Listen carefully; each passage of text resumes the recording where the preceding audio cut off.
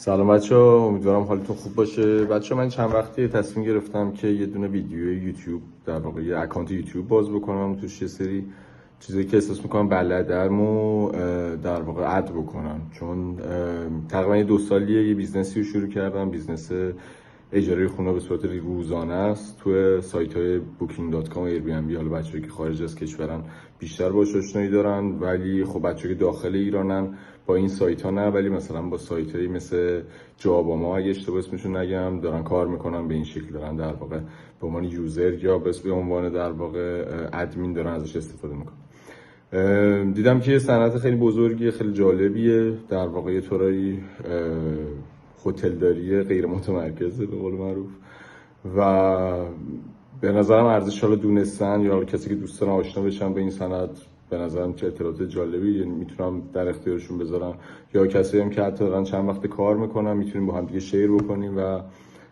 یه سری اطلاعات رو به دست بقیه برسیم، کسی که برام خیلی بیزنس شروع بکنن برسیم. چون چیزی که دارم میبینم تو این مارکت، یوتیوبر یا کسی که به صورت فارسی بیادش مطالبی روی این مسئله بخواد یا توضیح بده نیست.